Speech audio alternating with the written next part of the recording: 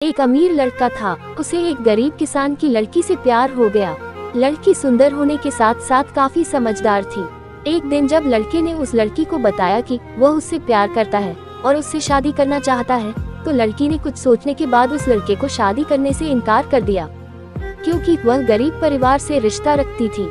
लेकिन कुछ समय बाद जब ये बात उस लड़के को पता चली, तो उसने लड़की के माता पिता से बात की और उस लड़की को समझाया। काफी समझाने के बाद वह लड़की मान गई और दोनों की शादी हो गई। शादी के बाद लड़का उसे बहुत प्यार करता था। दोनों का दाम्पत्य जीवन काफी अच्छा चल रहा था। लेकिन कुछ महीनों बाद लड़की को चर्मरोग स्किन डिजीज हो गया, जिसके कारण उसकी खूबसूरती ढलने लगी। अब लड़की को ये डर भी सताने लगा कि उसकी खूबसूरती ढलने के कारण कहीं उसका पति उसे छोड़ न दे। लड़की उस चर्म रोग को ठीक करने का हर संभव प्रयास कर रही थी।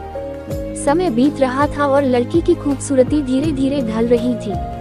एक दिन वह लड़का एक काम से दूसरे शहर गया। लड़का जब वहां से वापस आ रहा था, तो उसका रास्ते में एक कार के साथ एक्सीडेंट हो गया। उस दुर्घटना के दौरान लड़के की आंखें की रोशनी चली गई। इस दुर्घटना के कुछ समय के बाद उनका जीवन फिर से सामान्य और सुखी बीतने लगा।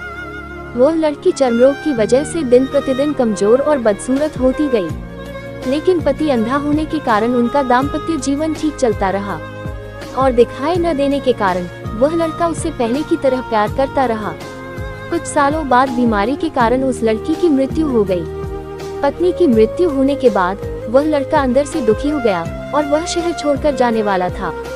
तभी उसके पड़ोसी ने उसे सांत्वना देते हुए कहा, अब आप तो अपनी पत्नी के बिना अकेले पड़ जाएंगे। वह आपका काफी ख्याल रखती थी, अब आपका जीवन अंधकार में कैसे व्यतीत होगा।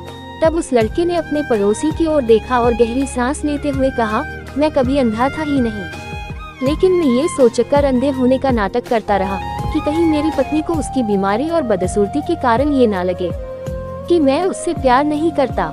इसीलिए मैं इतने सालों तक बिना कुछ कहे हुए अपनी पत्नी की खुशी के लिए अंधा बना रहा। ये बात सुनकर पड़ोसी की आंखों से आंसू छलक आए और वह लड़का वहां से उठकर चला गया। शिक्षा, अगर आप जीवन भर खुश रहना चाहते हैं, तो आप लोगों की कमियों की तरफ ही नहीं, उनकी खूबियों की तरफ ही गौर करिए। आपका जीवन आसान हो जाएगा।